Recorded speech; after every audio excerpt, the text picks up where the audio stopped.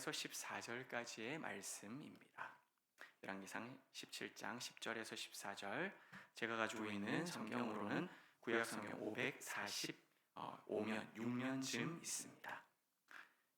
열왕기상 17장 10절에서 14절, 우리가 한 목소리로 10절부터 읽겠습니다.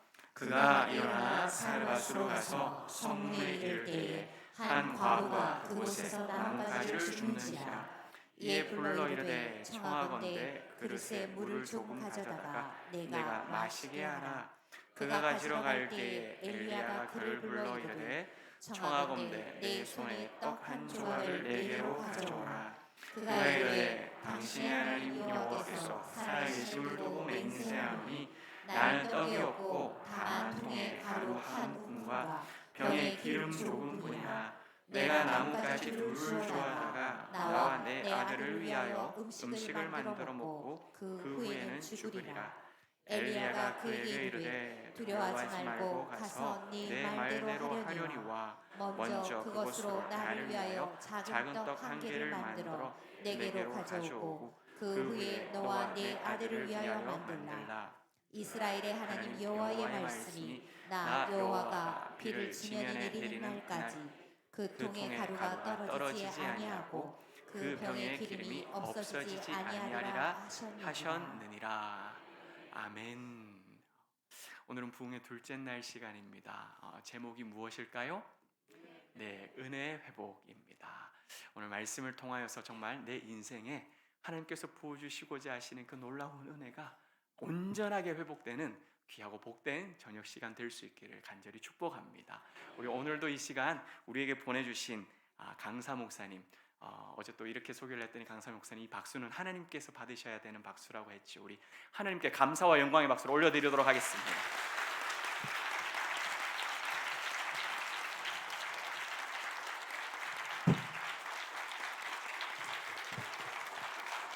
할렐루야. 네. 주님께 박수 치는 건 아무리 쳐도 괜찮습니다. 제가 왜 박수 치는 거에 대해서 경계하냐면, 사람은 자꾸 박수를 받으면 계속 받고 싶어져요. 목회하면서 제가 평생 쌓은 것이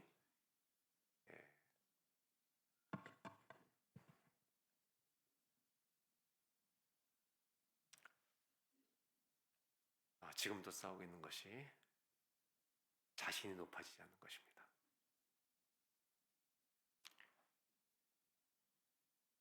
신앙생활은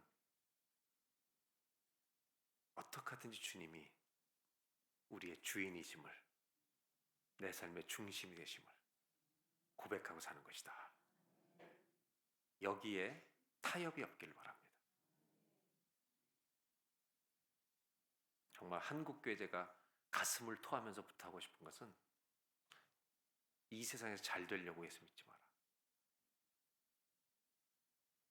인생 자체는 모든 사람이 그 고난의 광야를 다 걸어가는 것인데, 어떤 사람은 더 힘든 짐을 지고 어떤 사람은 덜 힘든 짐을 지고 다 가고 있는 길입니다. 예수 믿는다고 모든 게 다 형통하지 않습니다. 여러분 다 오늘 여기 오셨지만 고난 한 짐 보따리를 다 우리 어깨 메고 살잖아요. 맞아요? 아니에요? 예, 아닌 분도 대답 안 하는 분도 있는데, 걱정하지 마요. 내일부터 와요. 또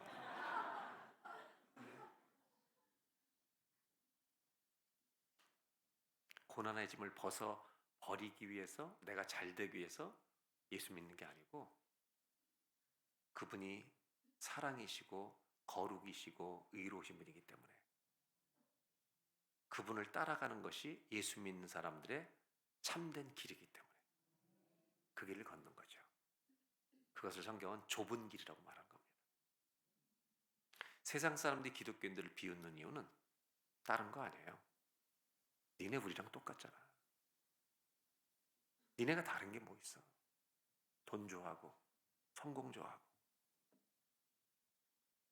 그래서 저는 그런 얘기 들어요. 넌 안 믿는 사람들이 교회를 위해서 기도하고 있대요. 똑바로 좀 믿어달라고. 그 부흥이, 그 똑바른 신앙이 동일록교에서 시작되길 바랍니다.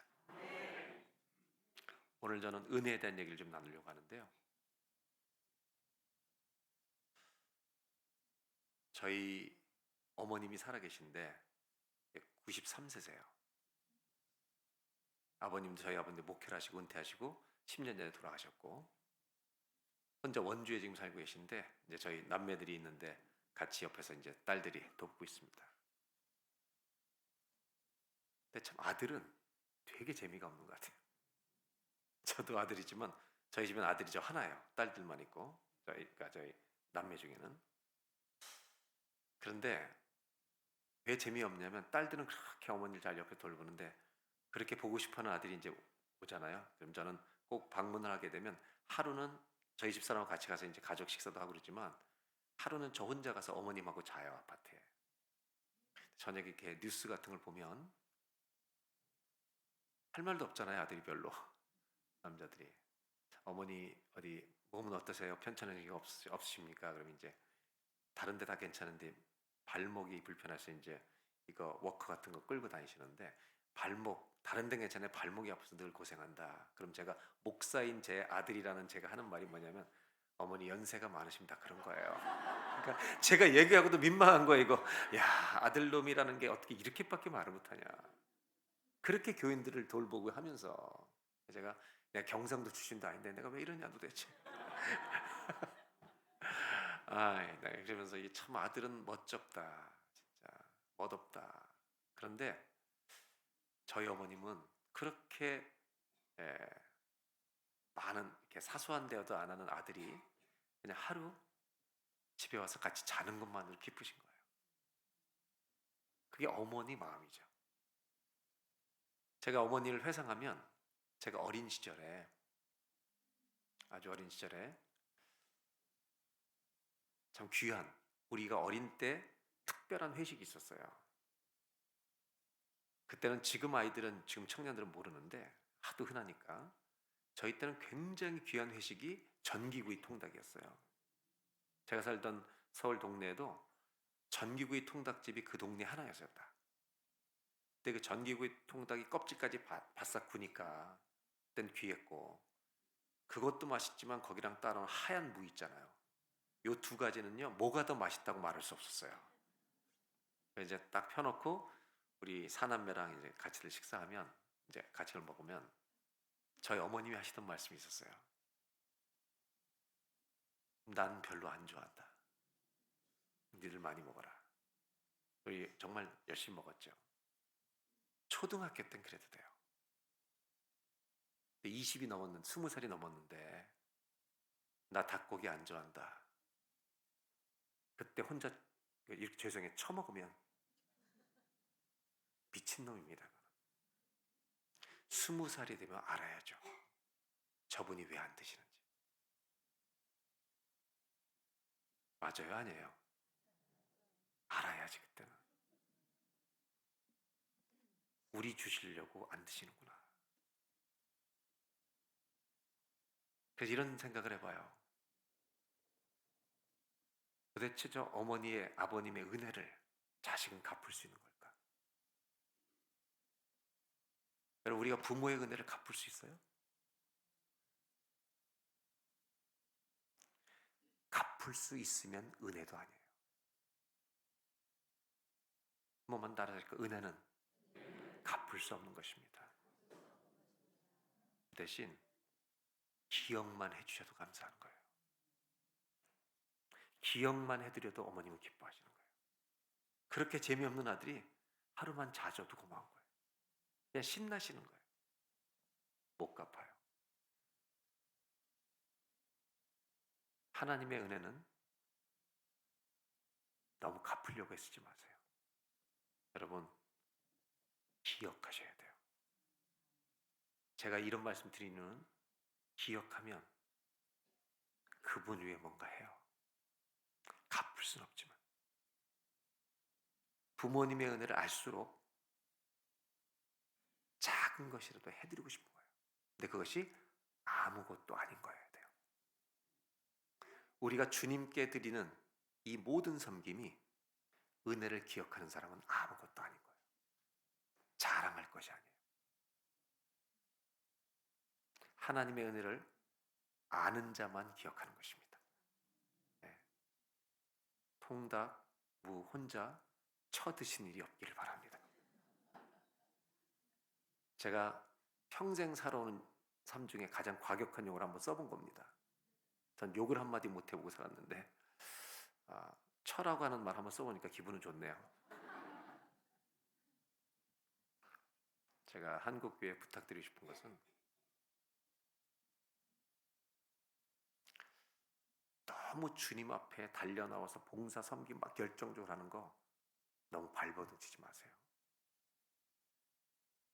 믿음도 없으면서. 더 중요한 것은 그분이 우리에게 행하신 일을 깨닫는 거예요. 그걸 정말 믿고 깨닫고 기억하는 사람은 이름 없이 빚도 없이 그분을 위해 사는 거예요. 그것이 진정한 섬김인 거죠. 은혜를 아는 자가 되길 바랍니다. 오늘 저는 성경을 통해서 이제 그 얘기를 잠시 나누려고 합니다. 오늘 이야기도 매우 잘 알려진 이야기입니다. 이 당시의 왕은 아합이라는 왕이었는데 이세벨이라는 아내는 우상을 섬기는 사람이었습니다.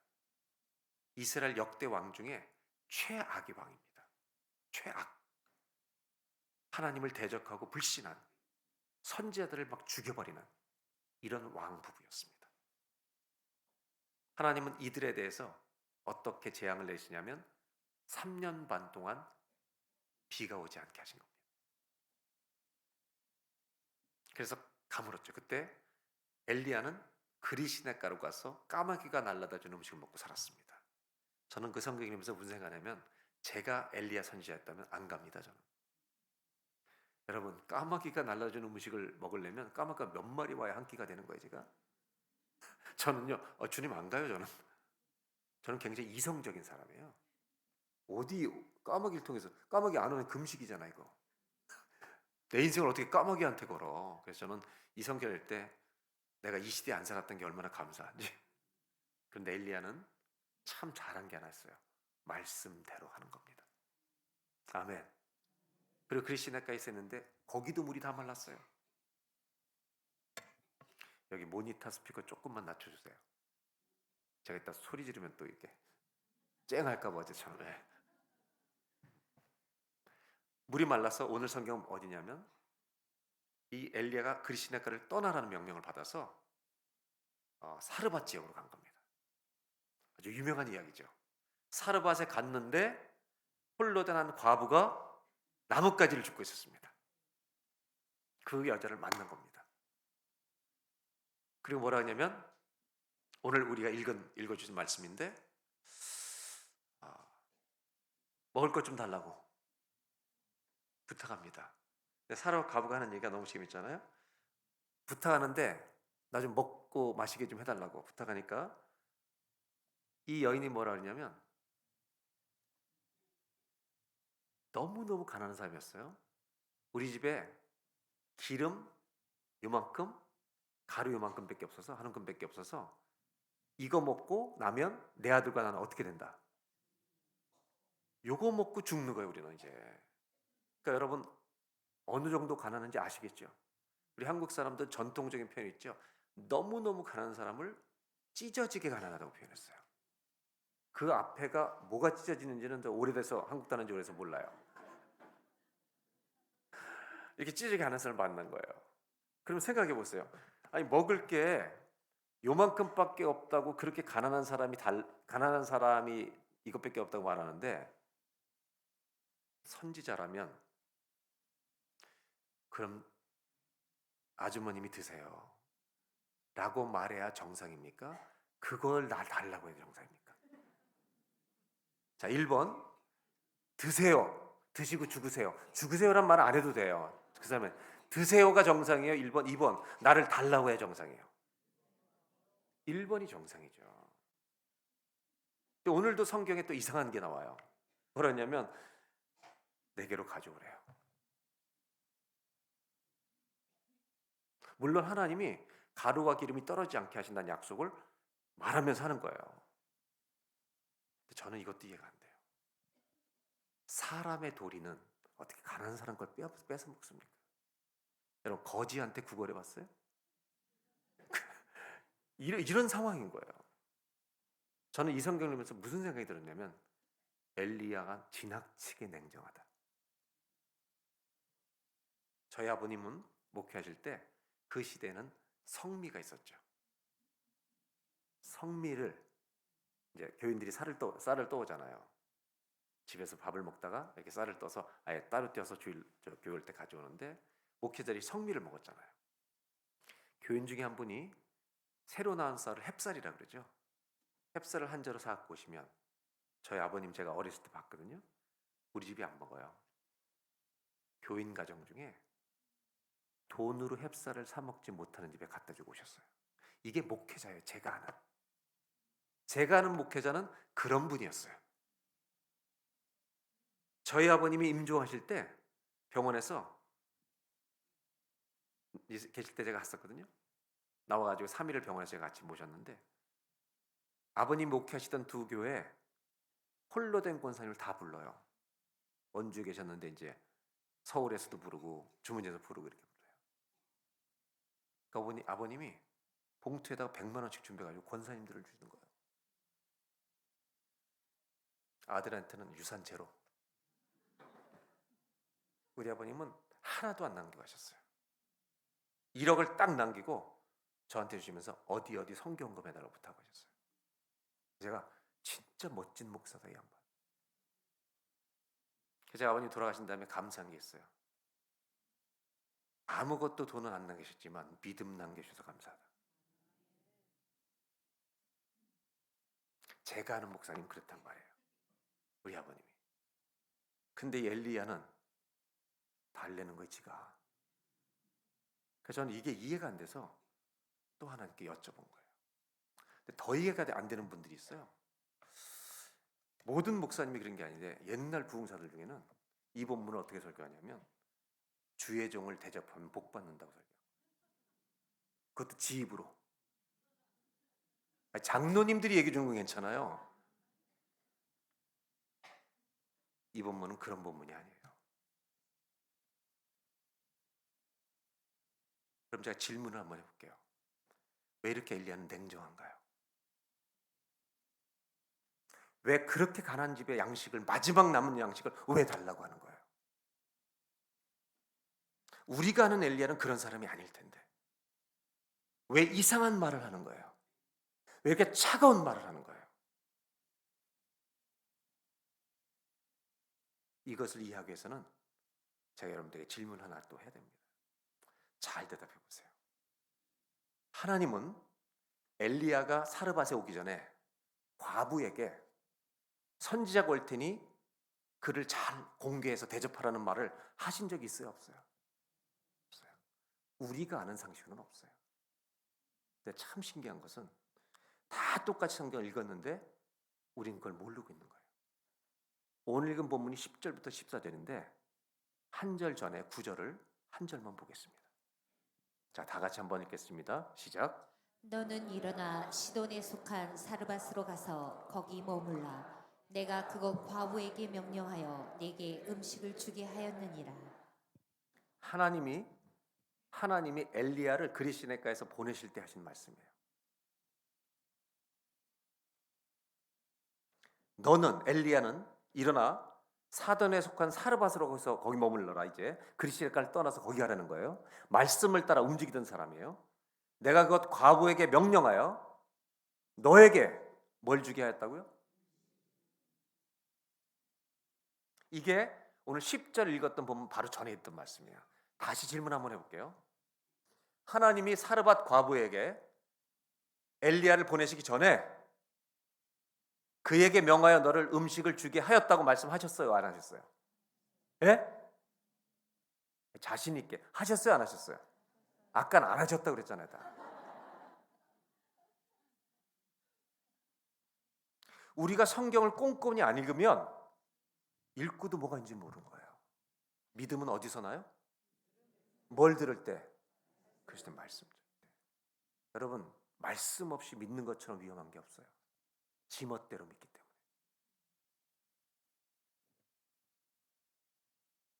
이 본문 한 구절 때문에 해석이 달라지는 거예요.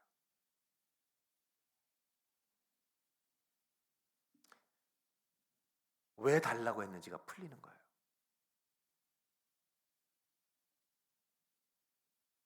하나님은 제가 사르밧 과부 역할을 해볼게요. 사르밧 과부에게, 아무것도 없는 한 끼 먹고 죽어야 될 이 과부에게 하나님은 무슨 말씀을 주셨냐면, 이 말씀을 선지자가 올 테니 이곳으로 그를 대접하라는 거예요. 말씀을 받았어요, 안 받았어요? 받았어요. 엘리야가 왔어요. 진짜 놀랍게도 하나님 말씀하신 대로 와서 음식을 달라는 거예요. 줬어요, 안 줬어요? 아니, 처음에 안 줬지. 뭐라고 그래 대답했어요? 달래니까 나와 내 아들이 먹고. 안 줘요. 이게 무슨 뜻인지 설명드리는 거예요. 잘 들으세요. 과부는 하나님 말씀을 받았어요, 안 받았어요? 받았어요. 그런데 받았음에도 불구하고 순종할 실력이 없는 거예요. 왜? 이거 순종하면 우리 집안 망하는 거예요.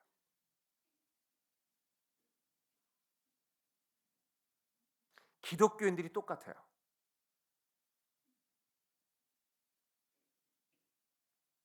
우리도 수없이 많은 말씀을 받아요. 아멘. 그리고 이 말씀을 받았는데 사기치지 말라고, 깨끗하게 살라고 받았는데 사업 현장에 나가면 이대로 살면 나는 망해. 못하는 거예요.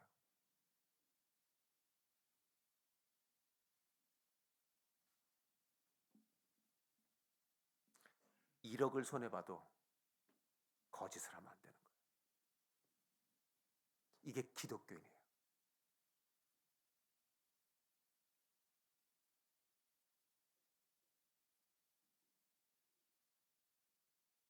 우리는 말씀이 있는데, 내가 받은 말씀이 있는데 순종 못할 때가 많다는 말이에요. 그런데 엘리야가 그걸 달라고 했던 것은 무슨 뜻이냐? 이런 뜻이에요. 말씀대로 해봐. 말씀대로 해봐. 벼랑 끝에 가봐. 그 자리는 어떤 자리냐? 말씀대로 순종하는 자리는 주님만이 책임지시는 자리로 가보라는 거예요. 그러면 주님이 우리 인생에 개입하기 시작한다는 거예요. 말씀대로 해봐.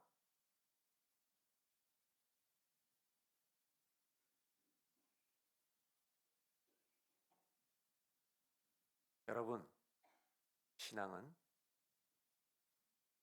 때로는 안전할 때도 있지만 벼랑 끝에도 가는 거예요. 왜? 주의 말씀이기 때문에. 저는 우리 교인들한테 이렇게 얘기해요. 자녀들 대학 떨어졌을 때 감사헌금 해라 그래요. 대학 붙으면 절 다니는 사람도 교회 감사헌금 할 수 있다, 기뻐가지고. 근데 대학을 떨어졌는데 감사헌금 할 수 있는 사람은 믿음 없이는 못한다. 왜? 모든 것이 합력하여 선을 이룰 걸 믿는 사람만 할 수 있는 거다. 아멘? 우리 교인 중에는요, 폐업 감사 예배를 드린 집사님이 있어요. 망해서. 그런데 그것도 저를 초대하지도 않아요. 주일날 예배 끝나고 나가는데 저를 붙잡더니, 목사님 이번 주 금요일 날 가게 폐업합니다. 감사 예배를 드립니다. 내가 갈게요. 그랬더니 오시지 마세요. 셀 리더가 인도합니다.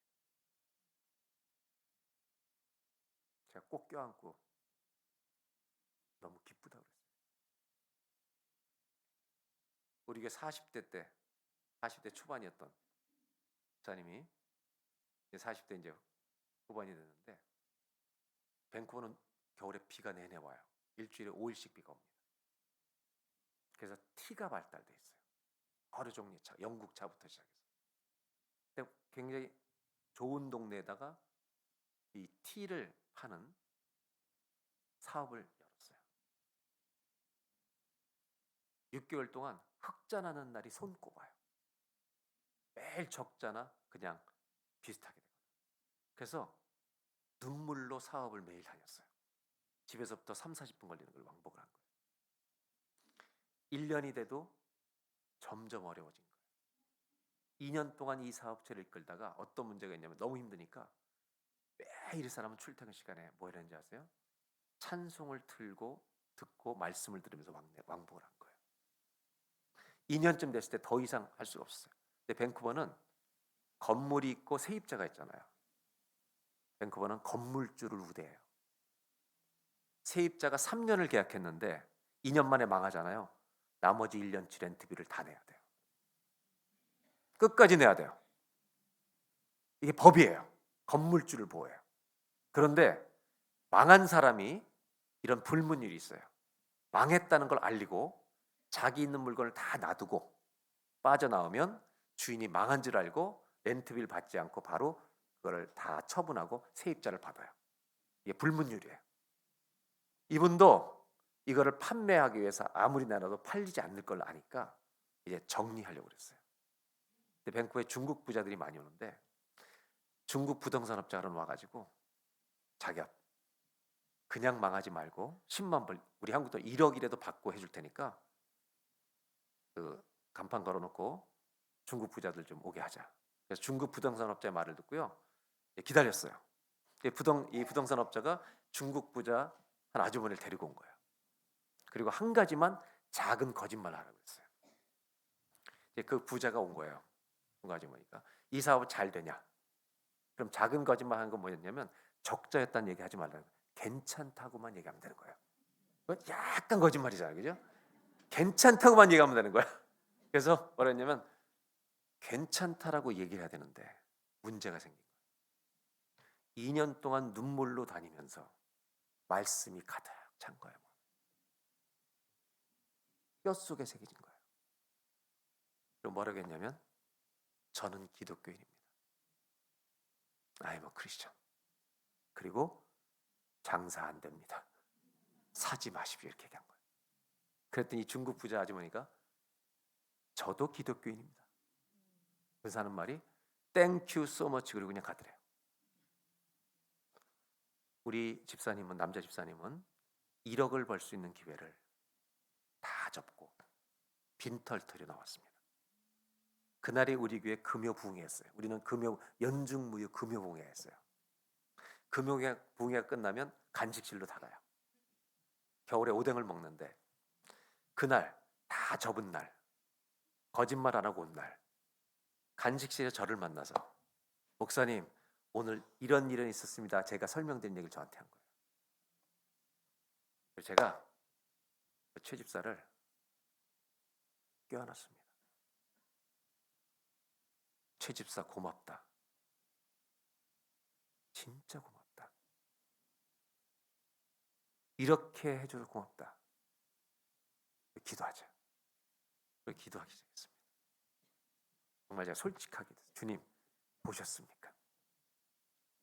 최 집사가 그러는 거예요. 목사님 우리 이렇게 가르쳐줘서 고맙다고. 오히려 저한테 그래요. 주님 이 최 집사 멋있죠? 제가 뭐라고 했는지 아세요? 이제 복 좀 주시라고. 세상에 재물 복 좀 주시라고. 조금만 주시라고. 많이도 아니고 먹고 살게 좀 해달라고. 제가 그분을 위해서 여러분 7년 8년을 늘 기도했습니다. 그렇게 먹고 살기 위해서 복 주셔야 합니다라고 제가 이제 좀 세게 기도하기 시작했어요. 주님 보셨죠? 이분 한번 복 주시라고 막. 그래서 뭐라고 했는지 제가 아니면 저 삐질 겁니다. 제가 주님께 아주 그냥 거래를 했어요. 그냥 삐질 겁니다.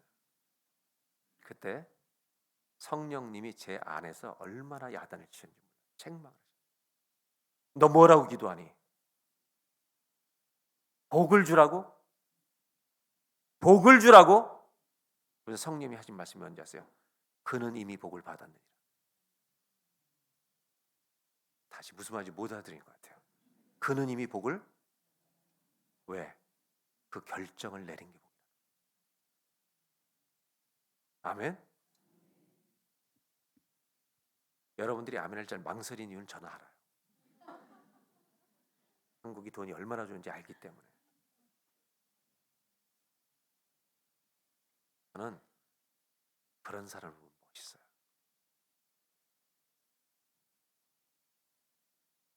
엘리야는 냉정한 게 아니에요. 말씀대로 살아봐. 너의 인생에 하나님이 얼마나 간섭하십니까? 이 여인은 아멘 그리고 내어줍니다. 기적이 일어나죠. 정말 줬더니 가루의 기름이 병의 기름이 통의 가루가 떨어지지 아니하리라. 우리 기독교인들 중에 거기에만 은혜를 받는 분이 있어요. 와, 대박. 대박 아니에요, 여러분. 대박 아니라고. 언제까지 그래요? 비가 내릴 때까지. 언제 비 왔는지 아세요? 곧 비가 와요. 잠깐 있었던 기적이에요. 기독교 신앙은 대박을 기다리는 게 아니에요. 기도하면서 작은 주의 응답으로 살아가는 거예요. 아멘? 성실하게 살아가는 게 기독교 신앙이지 대박을 바라는 게 아니에요.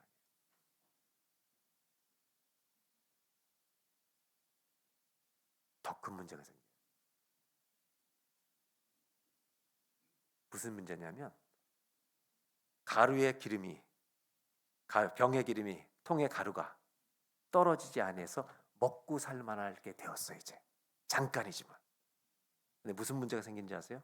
아들이 죽어요. 아들이 죽어요. 아들이 죽으니까 뭐라 그러는지 아세요? 내 아들 죽게 하려고 여기 오셨냐고 막 엘리야를 뭐라 그러는 거예요. 그때 엘리야는 이 아들 데리고 올라가 기도합니다. 하나님, 왜 이렇게 하십니까? 그리고 다락방에 아들 죽은 아들 데리고 올라가서 기도합니다. 맞죠? 기도하는데 어떻게 돼요? 아들이 살아난 줄로 믿습니다. 아들이 살아. 저는 그 성경 구절에 뭐라고 썼는지 아세요? 대박. 잘 들어보세요. 대박도 아니에요. 이거는요 부활도 아니에요. 죽었다가 살아난 소생이죠. 다시 죽어요. 우리 인생에는 예수님 맞는 것처럼 큰 대박은 없어요. 우리는 부활의 생명이 있는 거예요. 아멘입니까? 이거보다 더 큰 일은 일어나지 않아요. 성경을 읽어보겠습니다. 열왕기상 오늘 읽었던 17장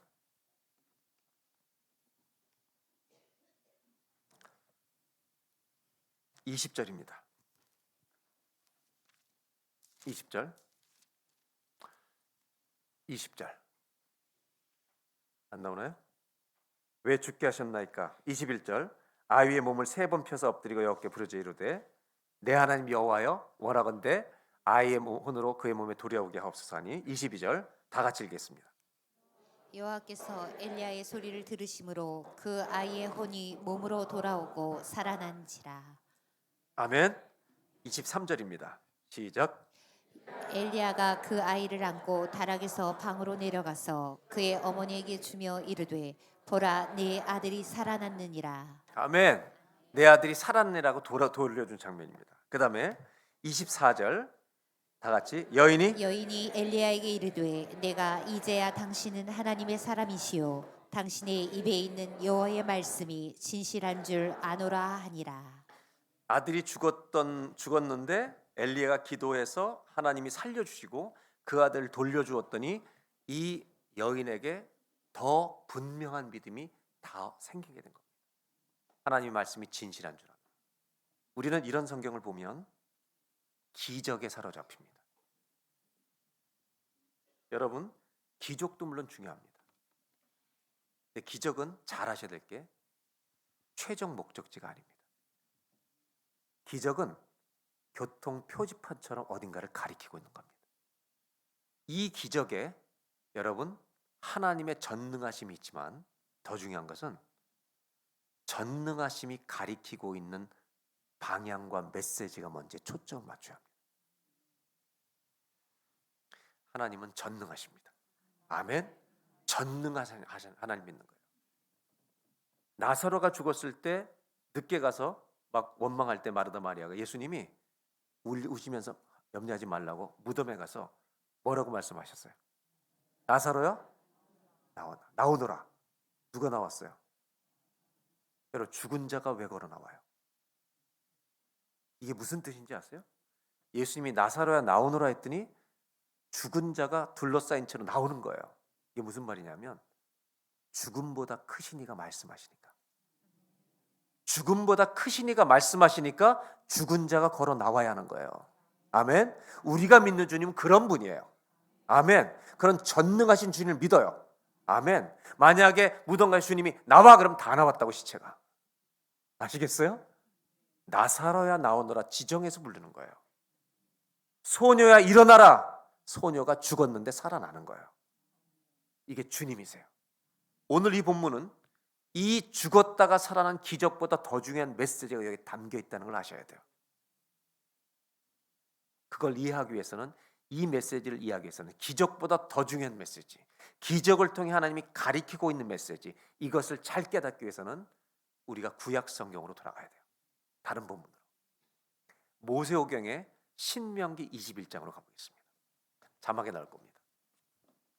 이제 두 절을 볼 텐데 하나님이 모세에게 해주신 말씀이에요. 22절 23절을 두 절만 다 같이 한번 읽겠습니다. 시작. 사람이 만일 죽을 죄를 범함으로 네가 그를 죽여 나무 위에 달거든 그 시체를 나무 위에 밤새도록 두지 말고 그 날에 장사하여 내 하나님 여호와께서 네게 기업으로 주시는 땅을 더럽히지 말라. 나무에 달린 자는 하나님께 저주를 받았음이니라. 무슨 얘기를 하나님이 모세에게 가르치시냐면, 아주 극악무도한 일을 했을 경우에 이 당시에 문화적으로 우리보다 고대 사회니까 사람을, 그 극악무도한 죄를 범한 사람을 마을에서 나무에 매달아 죽일 수 있다는 겁니다. 교수형. 그런데 주님 뭐라고 말씀하시냐면, 나무에 매달아 누구를 죽였거든 어떤 때까지, 어떤 시간이 오기 전까지 시체를 끌어내리라는 거예요. 해가 지기 전까지. 이유가 뭐예요? 나무에 달린 자는 뭘 받았다? 하나님이 나무에 달려 죽은 것은 저주받은 것으로 여기시는 거예요. 저주의 죽음이에요. 잘 들으셔야 돼요. 만약 안 끄집어내리면 그 성 전체가 저주받은 도시가 되는 거예요. 그 한 사람만 저주받은 자로 끝나기 위해서 끄집어내리라는 거예요. 성읍이 저주가 되지 않도록. 이 구약 성경을 너무나 잘 알고 있었던 사도 바울은 이것을 구원과 기가 막히게 연결시켜서 해석을 합니다.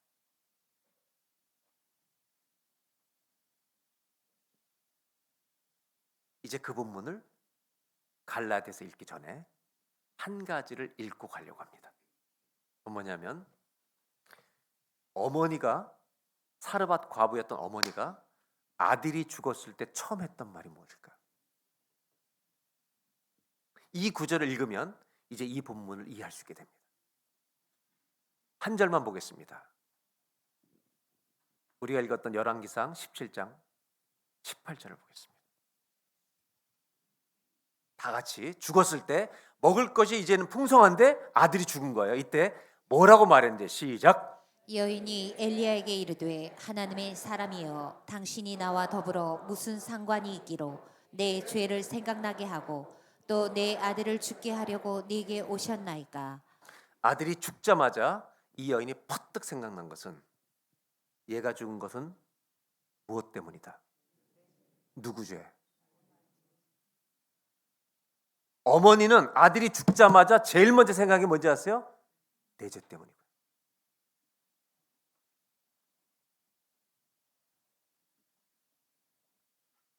여러분, 부모가 죄를 질 때 우리 주님은 징계를 자식을 하는 경우가 많습니다. 자식이 아프면 모든 부모는 회개합니다. 저도 딸을 키울 때요, 아프잖아요? 제가 한 번은 밤을 새서 기도한 적이 있어요. 초등학교 시절 때부터의 죄를 다 토한 적이 있어요. 신기하잖아요? 자식이 아프면 부모는 자기 죄를 토해요. 이 지금 사르밧 과부는 아들의 죽음을 뭐랑 연결시켰어요? 내 죄, 내 죄의 결과로 왔다고 고백하는 거예요.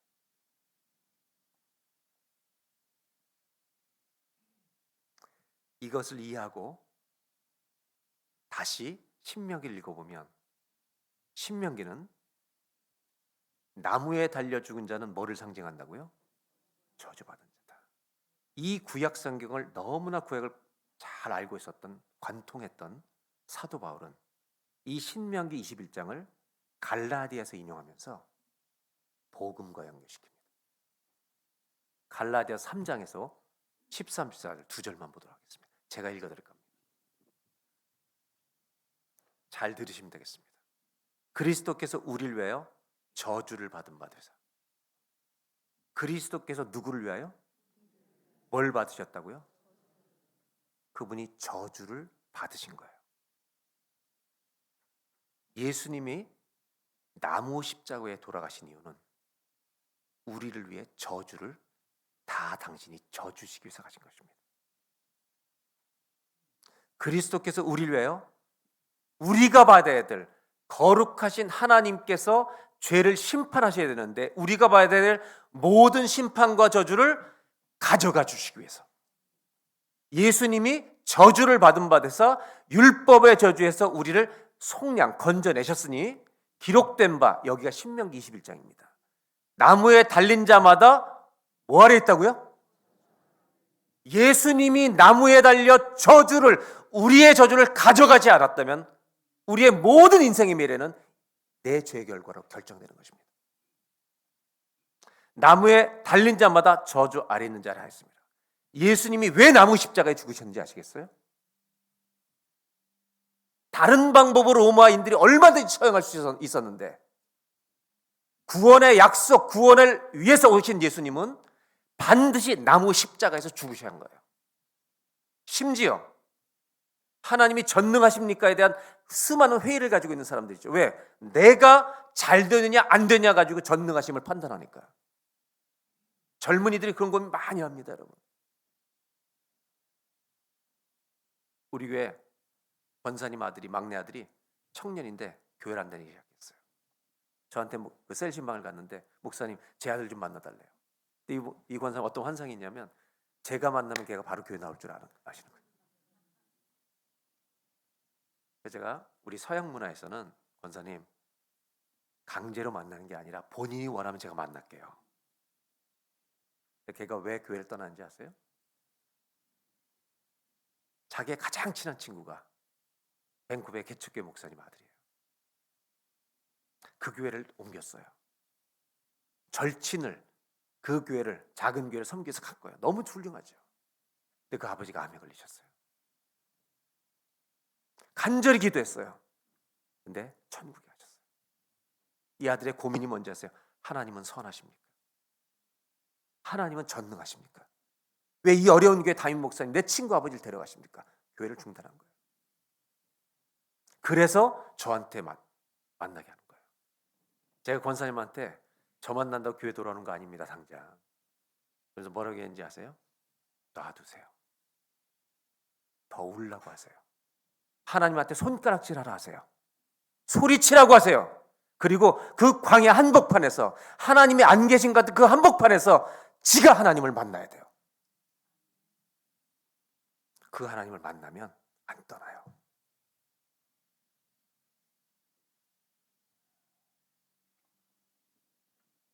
오늘 성경으로 돌아오면 우리 예수님은 나무 십자가에 달려 들어가실 때 전능하신 하나님이 무리를 거리시던 주님이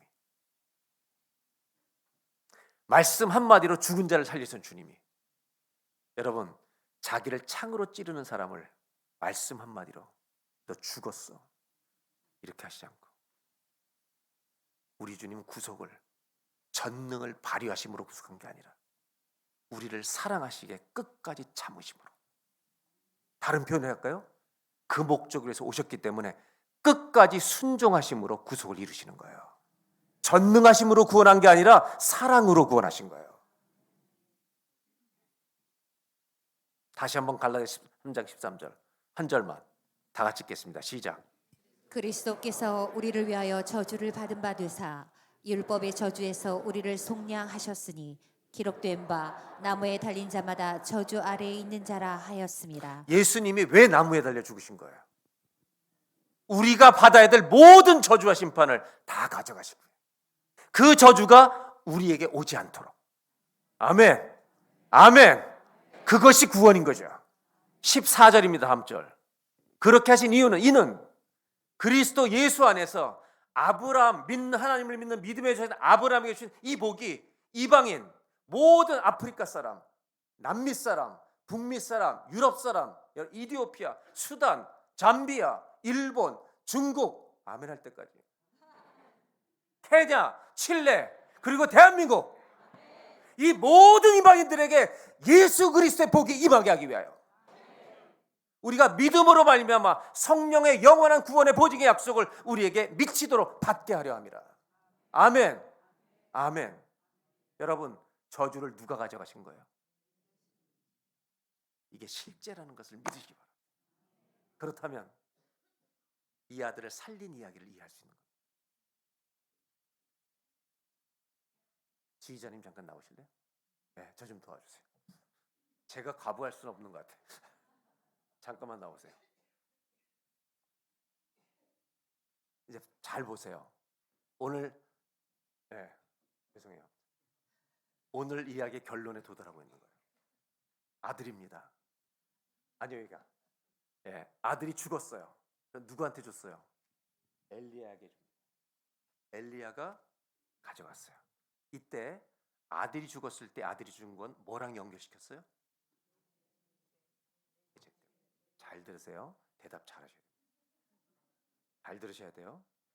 만약 우리 자식들의 미래나 우리 가정의 미래가 내 죄의 결과로 온다면, 내 죄의 결과로 결정되어 버린다면 절망이에요, 소망이에요? 100% 절망. 잘 들으세요. 장애우를 가진 부모들 중에 제가 목회하면서 만나보니까 자기 죄 때문인 줄 알아요. 여러분, 우리 주님은 그렇게 말씀하지 않았어요. 내 죄 때문에 죽었다고 생각해요. 기적보다 더 중요한 메시지가 있어요. 이 죽은 아들을 살려주셔서 돌려주시는 이유는 주님의 메시지가 있는 거예요. 네 아들의 미래는 네 죄의 결과로 오지 않는다. 아멘. 너의 가정의 미래, 네 자식의 미래는 네 죄의 결과로 오는 게 아니라 은혜의 결과로 올 것이니라. 이유는 오직 하나. 우리가 받아 마땅해야 될 저주를 예수께서 가져가 버리셨기 때문입니다. 아멘. 이 기적은 가리키는 것이 있습니다. 예수 그리스도를 가리키고 있습니다. 아멘. 왜 살려주셨는지 아세요? 그 단순한 기적, 대박이라고 이런 기적 일어나게 해달라고 바라는 것이 아니라, 그거 바라는 것이 아니라 이 일이 왜 일어났는지, 이 의미가 무엇인지, 네 자녀들의 미래가 네 죄의 결과로 오면 망한 집안 아니겠니? 복음은 망한 자에게 소망을 주시고 죽은 자에게 생명이 되시는, 이것이 복음이 아니겠습니까? 아멘.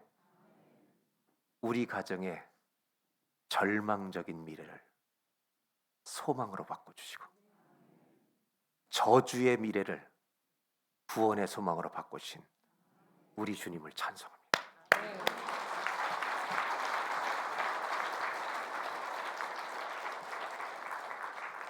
이것을 믿습니까? 여러분, 감사하며 살아가셔야 합니다. 여러분은 예수님을 모신 자는 그 안에 하나님의 영원한 복을 가지고 사는 사람들. 아멘. 옆 사람 한번 이렇게 인사하실까요? 형제님, 자매님은 복 덩어리십니다.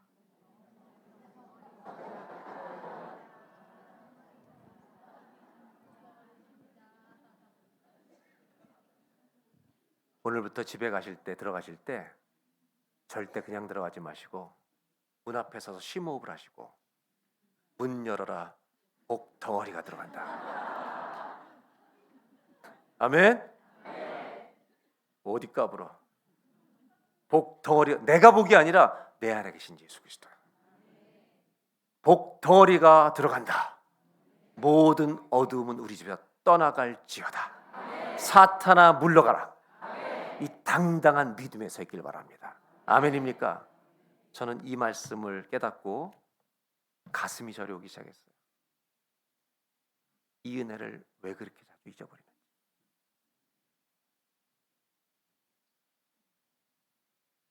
내 자식들의 미래가 내 죄의 결과로 온다. 좀 심각하게 얘기해 볼까요? 김홍규 담임 목사님, 제가 키가 큰 편이었는데 불편하네 되게. 이 낮으니까 고개를 숙으니까 허리 아파가지고 제가 지금. 저는 우리 담임 목사님, 제 후임 목사님이 왔는데 키가 1m 85예요. 그래서 제가 쓰던 마이크보다 훨씬 긴 거 사줬어요. 비싼 거 투자해가지고. 제 걸로는 안다 이러고 해야 돼. 김 목사님, 사모님을 사랑하시죠? 이건 뭐 아멘까지는 안 해도 돼요. 예. 몇 년 사귀셨어요? 예. 제가 저도 똑같은 입장이라서 물어보는 거예요. 만약 사모님이 목사님이 누군지 다 알았다면 결혼했을까요?